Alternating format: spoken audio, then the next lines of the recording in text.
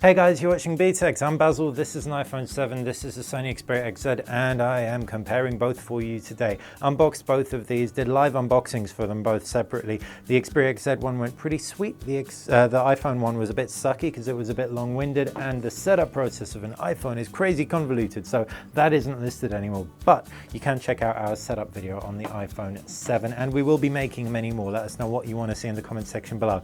Back to the comparison. Flagship, smaller of the two flagships at the moment though. The iPhone 7 Plus is on its way to us, but in the meantime, these two stack up pretty comparably. 5.2 inches of display versus 4.7. Full HD resolution versus a weird resolution 750 by 1334, resulting in about 326 pixels per inch. That means the Xperia XZ is the sharper of the two. Full HD means 424 pixels per inch or thereabouts. You've also got front-firing stereo speakers, IP68 water resistance versus IP67, so slightly more hardy to the elements, but both will be able to take a couple of splashes, a first for iPhones. Around the back you can also see you've got the cameras, 23 megapixels versus 12 megapixels. What you also have is a camera bump.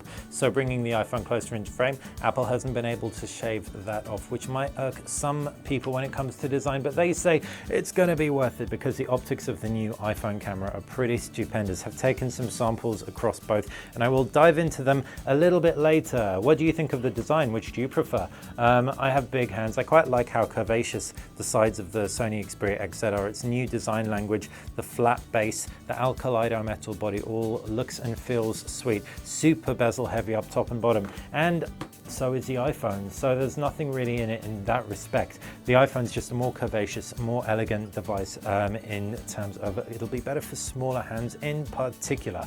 As far as key ports go, lightning connector down at the base, and that obviously replaces the headphone jack. Not just replaces, but there is no headphone jack. The USB Type-C is at the base of the Xperia XZ, whereas you've got the headphone jack up at the top, as you can see. Right hand side you've got a fingerprint scanner / power button. You've got volume and buttons and a physical camera key, while to the left hand side is where you've got the SIM card slot and micro SD card slot for expandable storage, 32 gigabytes onboard storage on this thing. Now onto the iPhone, and you've got power button on the right hand side. Left hand side you've got all the other buttons and a toggle. Up at the top, nothing of note whatsoever, and like we said, around the back we've already seen that camera.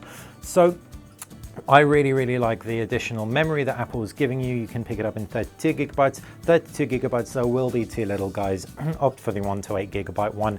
Otherwise you will probably fill your phone up in no time flat. I've filled up my Sony pretty much after around under 24 hours with it, which is pretty crazy stuff. Thank goodness for that micro SD card slot. They run different operating systems inside. They have Android and iOS. iOS on the iPhone, it's iOS 10, so it is the latest version. You can see to the left hand side you have a kind of Google Now type experience. To the left hand side of both devices, in fact, you have a Google Now type experience. Pull down from the top, you've got a notification shade. Can swipe notifications out of the way on both devices. So there are a lot more overlaps than there have ever been between Android and iOS before, but iOS still maintains that quick toggle element at the base, whereas Android has all your quick toggles at the top. There's another interesting point of note. The home button on the iPhone 7 isn't a physical clicky click button anymore. Oh no, it is in fact a haptic feedback button, which I have still not gotten to grips with. I've, as you can see, set up this phone. I've thrown a whole load of my applications on here, but so far I'm kind of missing my click feedback physical button, and you do indeed have a physical button on the Sony Xperia XZ. As you can see, another nice element, the XZ does give you the option of the UI being landscape or portrait in the home screen. So that's what's inside the screen, but what about the screen itself? Well, they're both IPS panels, and they both look really good. In terms of sharpness, we've already said that the Xperia XZ wins. Haven't done color tests, but from the off, looking at it, I'd say the Xperia XZ has a slightly redder hue, whereas the iPhone has a slightly more yellow hue.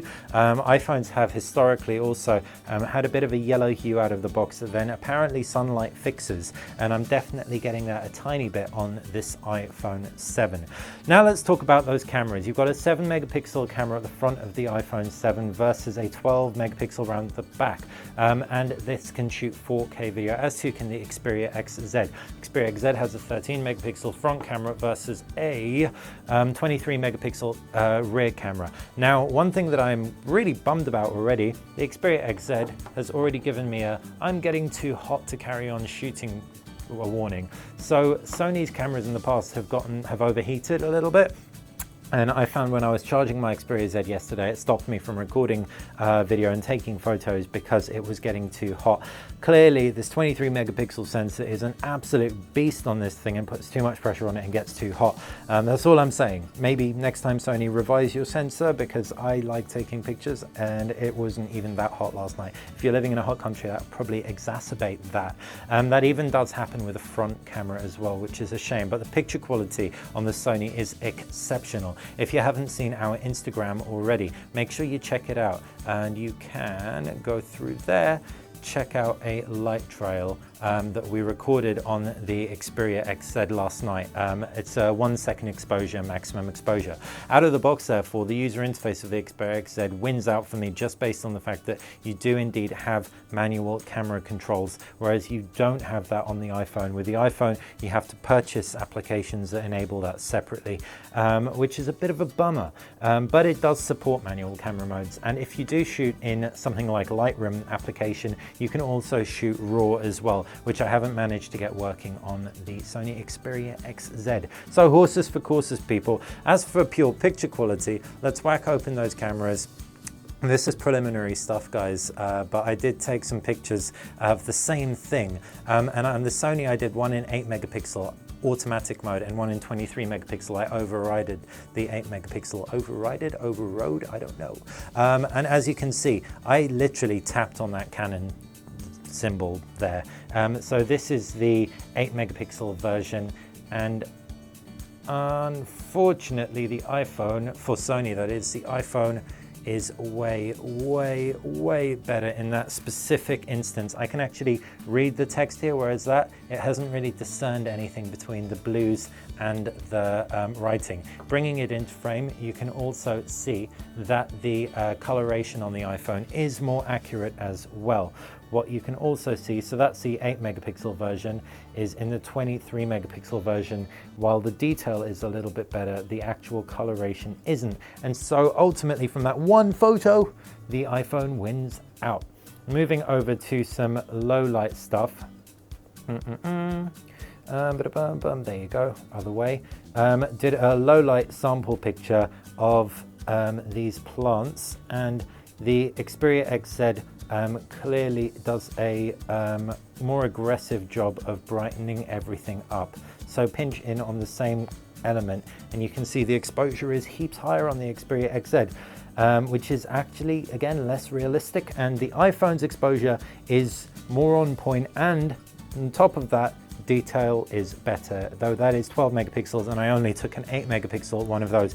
So while the Xperia XZ is impressing me no end with its manual features, and the digital image stabilization looks great on video, which I will communicate a little bit later, you have to really take these two pictures at face value, and that is saying that the iPhone 7 is a better camera phone with those two conditions.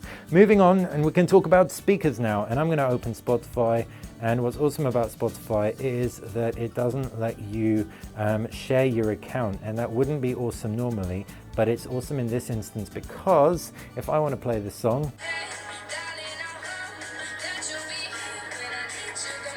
I can flip straight over to that one.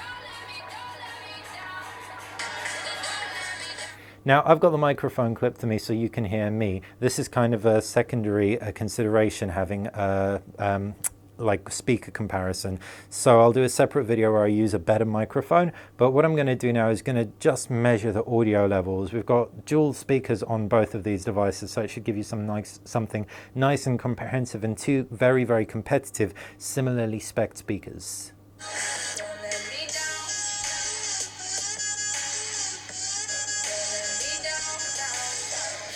So the iPhone capping at around 60. And the Xperia XZ capping at around 55, and just to illustrate, these are at maximum volume. So that shows that the iPhone is also louder. As far as the quality goes, the iPhone seems a tiny bit tinnier, but not much. I actually really was impressed by the sound of the iPhone. So what Apple has clearly done is pump this little guy full of sound. I'm really curious to see whether or not the iPhone 7 Plus is going to sound better than that. But ultimately, that has been a mammoth comparison between these two, because I've jumped in quite deep diving to speakers and the camera, and that really leaves very little else aside from just reeling off the rest of the specs. 3 gig of RAM versus 2 gig of RAM, a Snapdragon 820 under the hood versus A10 Fusion processor from Apple, and quad core versus octa-core, and the batteries are different capacities. You've got around 1,000 more milliamps in the Xperia XZ versus the iPhone 7, but the iPhone 7 has a good few more milliamps than its predecessor, so hopefully will last you guys a day. I got the Xperia XZ out of charge this morning at around 5:30 a.m. And it was kind of at like 30% battery by about 1 p.m.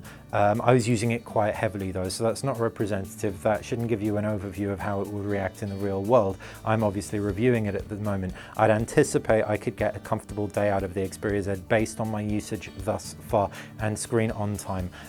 But watch this space. I'll be reviewing the Xperia XZ, I'll be reviewing the iPhone 7, and I'll be able to talk about stuff more affirmatively. But if you've got any questions about anything that I have or haven't covered, fire them in the comments section below. Obviously, if you like this video, make sure you click that like button, like the channel, subscribe. It's how you're going to stay on top of everything that we do here at BTech, and when you subscribe, it helps us out massively. Thanks for watching.